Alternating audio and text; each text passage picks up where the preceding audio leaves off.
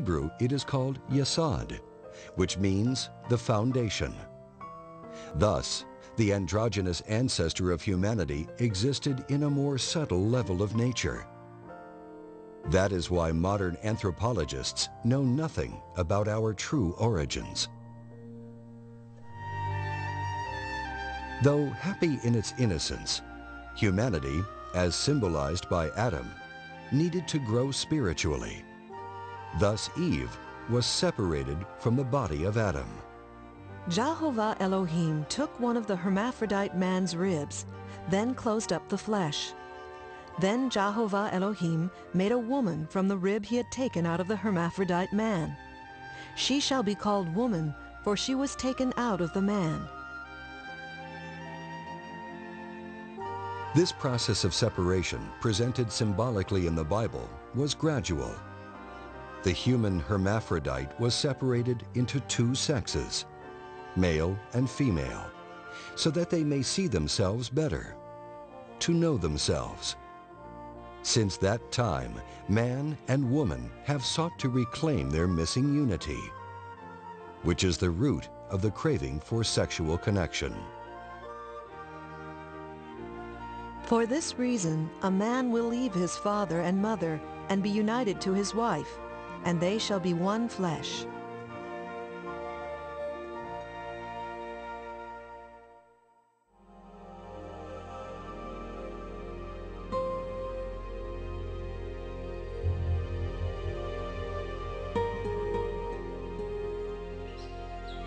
And out of the ground made Jehovah Elohim to grow every tree that is pleasant to the sight and good for food, with the tree of life in the midst of the garden, and the tree of knowledge of good and evil. There are two trees that are given specific importance within the garden. These two trees are symbolic, not literal. The tree of life is an ancient symbol that is universal in meaning, and is found in all the cultures that have held the esoteric knowledge. This is the same tree that Moses found burning on Mount Sinai. This is the tree under which the Buddha Shakyamuni found enlightenment. This is the world tree of the Mayans, the tree of life of the Aztecs, the great Nordic tree, Yggdrasil, that supports existence in its powerful boughs. In the mystical tradition of Judaism, the science of the tree of life is called Kabbalah. But this wisdom is universal and can be found in every great religious tradition, although it appears under many names. The science of the tree of life is a map of the universe and of the human soul. Just as the tree of life maps the macrocosmos, the expansive universe, so too does it map the microcosmos, man, the reflection of the universe. Thus the wise recommendation etched in stone above the entrance to the famous oracle of Delphi. Man, know thyself, and thou shalt know the universe and its gods. The tree of life symbolizes the structure of the soul and the structure of creation. Its roots are in the highest realms, and its branches and leaves are all the worlds and the many beings that exist. This tree gives forth fruit, life, sustenance, and wisdom. In the Bible, Moses wrote that Adam and Eve were free to eat of the tree of life. This means that Adam and Eve were free to feed themselves with the science of the tree of life, the science of God, Kabbalah. And as the tree of life also symbolizes the soul, Adam and Eve, humanity, were allowed to enjoy the benefits of abiding in a state of perfection, with an awakened consciousness. A fully illuminated consciousness is represented in the tradition of the Christmas tree, a symbol of the tree of life as passed down through Germanic esoteric traditions. Possessing an illuminated tree of life within means that one's inner senses are fully opened and active, providing a direct relationship with God. Of this tree, Adam and Eve could freely eat. But there existed another tree in Eden, the tree of knowledge. And Jehovah Elohim commanded the man, saying, Of every tree of the garden you are free to eat, but as for the tree of knowledge of good and evil, you must not eat of it. For in the day that you eat of it, you shall surely die. It is clear that the tree of knowledge was forbidden to Adam and Eve, yet they were tempted by the one thing in all of paradise that was denied to them. Knowledge in Greek is gnosis, and in Hebrew, da'at. Da'at is the hidden sphere found in the Kabbalah, which traditionally is never spoken of or revealed. Da'at, gnosis, is the science of the great arcanum, that secret knowledge which has been hidden from humanity for ages. However, close examination of the use of the word knowledge in the Bible gives strong indications of the nature of da'at or gnosis. Adam knew his wife again, and she bore a son. The maiden was very beautiful, a virgin who no man had known. It is clear to the observant reader that knowledge in the Bible relates to sexuality. Hence, the tree of knowledge, da'at, gnosis, is a direct reference to sexuality. What then is the purpose of this reference to sex and its role in the fate of Adam and Eve?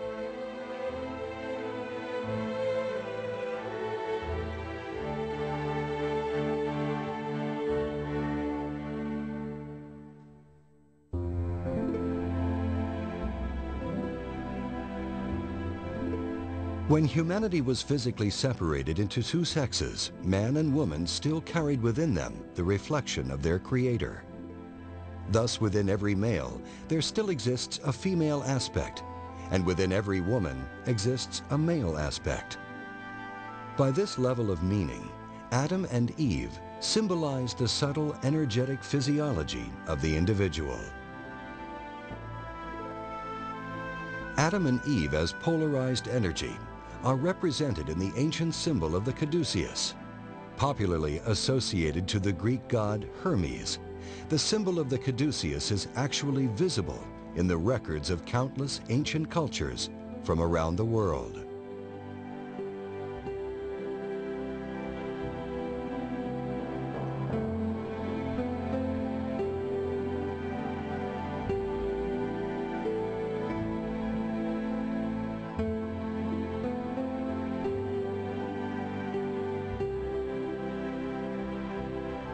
The two serpents have always symbolized the masculine and feminine energetic channels that wind up the spinal column. As they are energetic, not physical, a scalpel will never find them. Their root is yesod, the foundation, the sexual organs, and they are fed by the sexual energy. These two channels of energy are called Ida and Pingala in Sanskrit.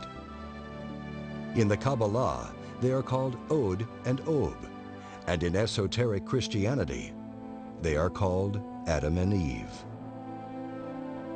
In the Bible, they are also called the two olive trees and the two candlesticks standing before the God of the earth. The two serpents wind up the spinal column of the physical body. The spine is most often symbolized by a staff or a rod. The spine is the staff of the master and the central column of the human temple. The column stands upon the foundation stone, yesod, the sexual energy. The spine has 33 vertebrae, symbolized by the 33 years of the life of Jesus of Nazareth and by the 33 degrees of the Masons. On either side of this rod, the spinal column, are two serpents. Pingala is the masculine aspect, Adam. Ida is the feminine aspect, Eve. It is the energy of Eve in our psyche that pushes for procreation. When Eve is tempted to eat the fruit of the tree of knowledge, this is a symbol of humanity desiring the fruit of sexuality, children. Until this time, humanity was not allowed to have children on their own. They were not allowed to eat that fruit. And the serpent said to the woman, "You are not going to die, but the Elohim know that as soon as you eat of it, your eyes will be opened, and you will be like divine beings who know good and bad." Tempted by the serpent, human beings chose to procreate of their own will. In their innocence, however, they did not realize that the laws they were given were for their own good.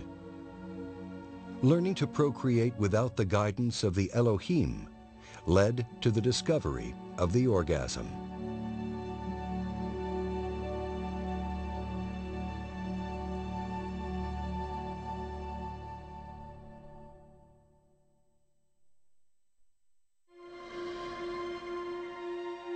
The tree of knowledge, or sexuality, was present alongside all the other aspects of existence. It is even recognized as an important presence in Eden, alongside the tree of life. And in the tradition of the Kabbalah, these two trees are said to share the same roots. However, unlike any other tree in Eden, Adam and Eve were only allowed to enjoy the tree of knowledge without indulging in its fruit. For as soon as you eat of it, you shall die.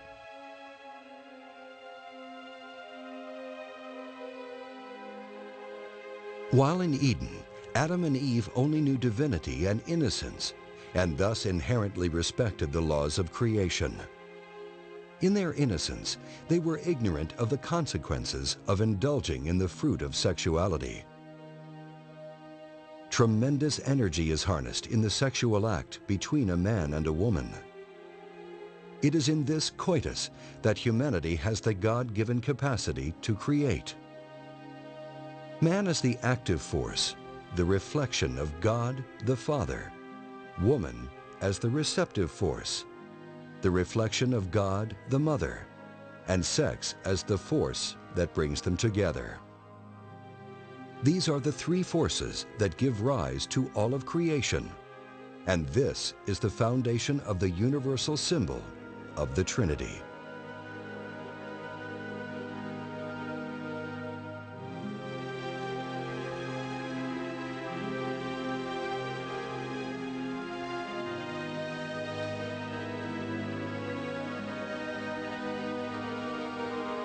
The Trinity is a unity of three that express as one.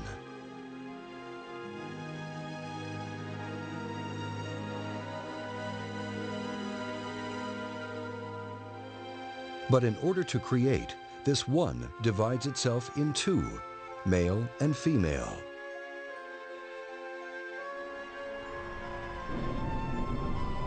This is the mystery of the Holy Spirit, the fecundating fire of God, symbolized in India as Shiva Shakti, the creative and destructive power of God.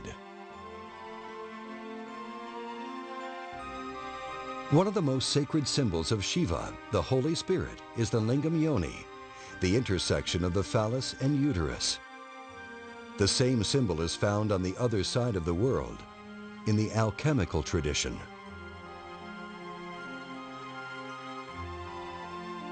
The force that powers all creation, on all levels of existence, is sexual energy.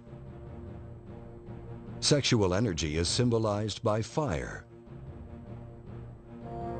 by water,